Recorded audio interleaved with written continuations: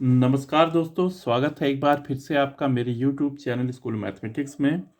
दोस्तों, इस समय हम 2025 के बोर्ड एग्ज़ाम के क्वेश्चन पेपर को सॉल्व कर रहे हैं और क्वेश्चन पेपर का कोड है इसमें 65/1/1।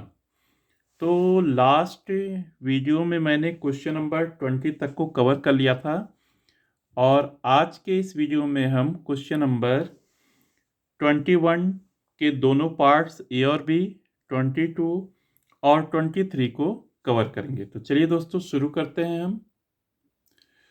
तो दोस्तों, आपको जैसा कि स्क्रीन पे दिखाई दे रहा होगा, तो क्वेश्चन नंबर 21 सेक्शन बी में आता है। सेक्शन बी में वेरी शॉर्ट आंसर टाइप के क्वेश्चंस होते हैं और हर एक क्वेश्चन 2 मार्क्स का होता है।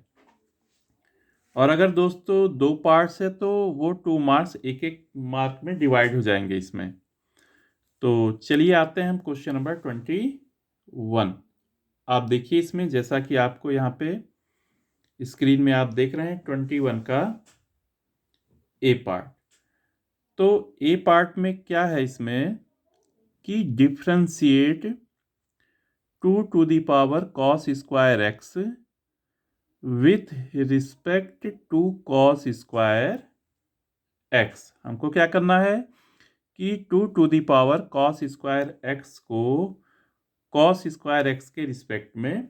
अच्छा, यहाँ पे दोस्तों एक चीज़ है, यहाँ पे और करके है, इसका मतलब और करके है तो आपको एक ही करना है, ए और बी में से एक ही करना है। तो ए करोगे तब भी वो 2 मार्क्स का होगा और बी करोगे तब भी 2 मार्क्स का होगा। तो ठीक है, चलिए हम 2 cos स्क्वायर एक्स को डिफ्रेंशिएट करेंगे cos स्क्वायर एक्स के रिस्पेक्ट में। तो दोस्तों, मैंने देखिए यहाँ पे सब नोट कर लिया है। Class 12th mathematics question paper code 65/1/1 2025 section B. इसका दोस्तों ए पार्ट है। देखिए, हमें क्या करना है, 2 cos स्क्वायर एक्स को डिफ्रेंशिएट करना है किसके रिस्पेक्ट में, cos स्क्वायर एक्स के रिस्पेक्ट में। तो इसको हमने सिंबल में लिख लिया है, D cos square x 2 cos square x of 2 cos square x, या आप कह सकते हो D 2 cos square x by D cos square x. तो आप देख रहे हैं यहाँ पे कि अगर हमें एफ एक्स को जी एक्स के रिस्पेक्ट में अगर डिफ्रेंशिएट करना है, ये इसी फॉर्म में है।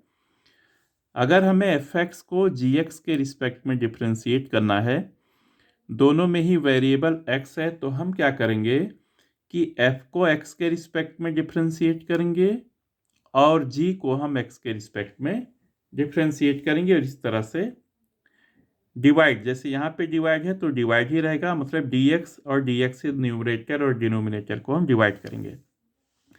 तो एक तो ये कॉन्सेप्ट हमारा यूज होगा।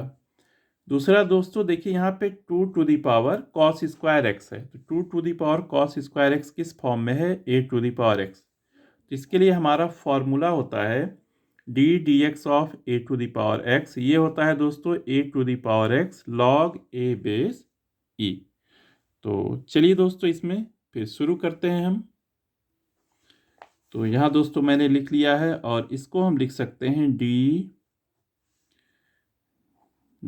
X of 2 cos square x divided by D x of cos square x, ऐसा लिखेंगे।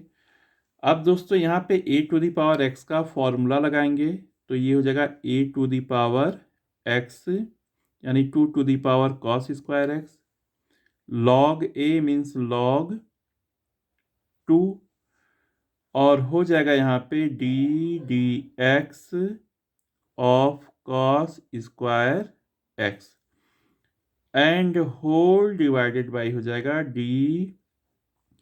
D x of cos square x. तो यहाँ दोस्तों देखिए D x of cos square x हमें न्यूमरेटर में भी मिल गया और D x of cos square x denominator में। दोस्तों यहाँ पे देखिए, यहाँ हमने चेन रूल लगाया है।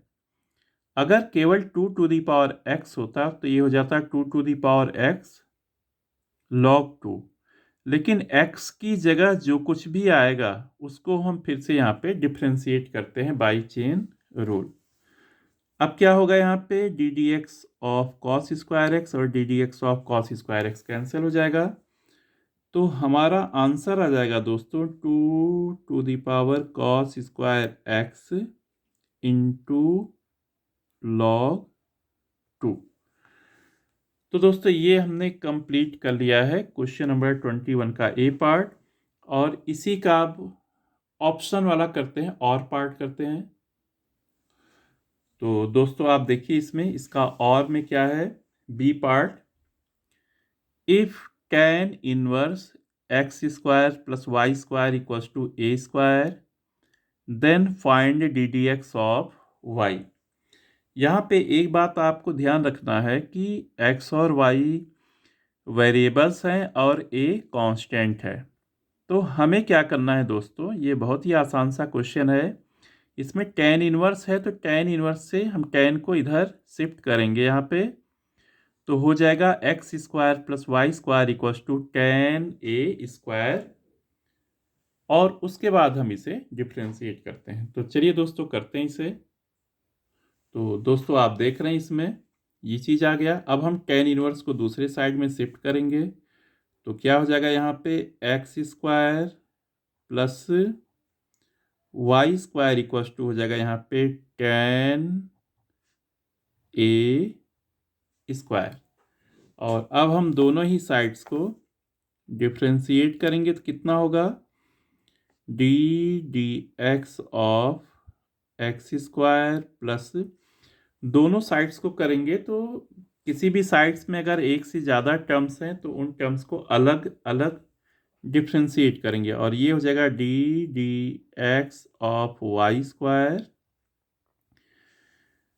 यहाँ हो जाएगा D D x of tan a square.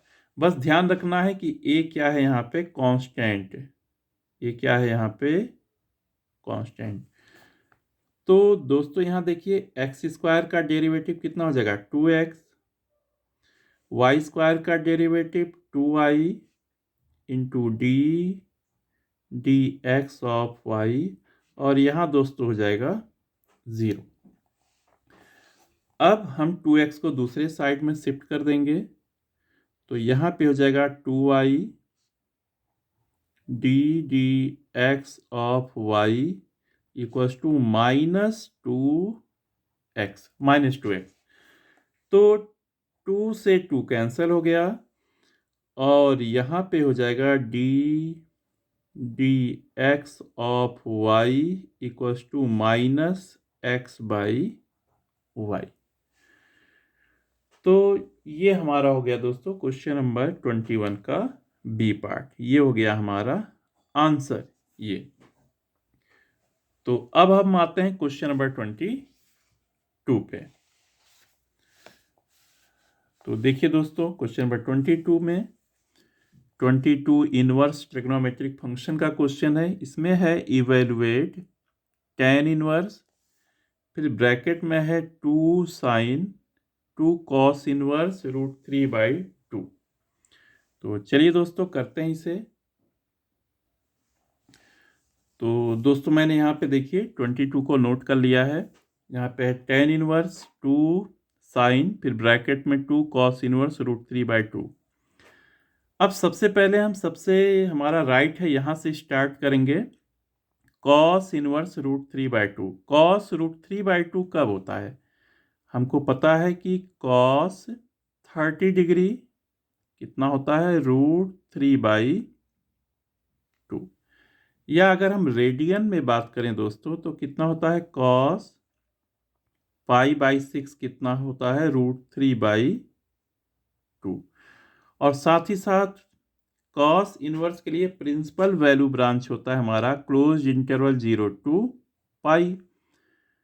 तो हम ये देखते हैं कि π/6 कहाँ बिलोंग करता है, क्लोज इंटरवल 0 to π। ठीक है, तो इसलिए हम यहाँ पे क्या रख सकते हैं π/6।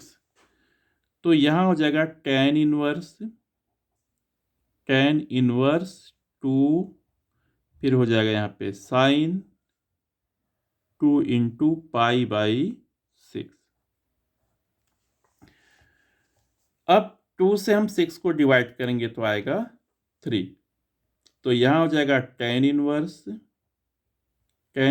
यहाँ पे हो जाएगा 2 sin पाई बाई 3। अब दोस्तों sin पाई बाई 3 कितना होता है? sin pi by 3 mean sin 60 degree, वो होता है √3/2। तो अब क्या होगा यहाँ पे? यहाँ 2 से 2 कैंसिल हो गया और यहाँ आएगा tan इनवर्स √3। अब tan √3 कब होता है दोस्तों? तो tan 60 डिग्री का मतलब पाई बाई 3 कितना होता है यहाँ पे? √3। और साथ ही साथ पाई बाई 3 कहाँ बिलोंग करता है? इसके प्रिंसिपल वैल्यू ब्रांच में, ओपन इंटरवल -π/2 टू π/2। तो दोस्तों ये हमारा आंसर हो जाएगा इसमें π/3, क्योंकि tan इनवर्स √3 तो कहाँ होता है यहाँ पे? √3 π/3 पे। तो ये दोस्तों हो गया हमारा आंसर और कंप्लीट हो गया क्वेश्चन नंबर 22। और अब आते हैं दोस्तों क्वेश्चन नंबर 23 पे।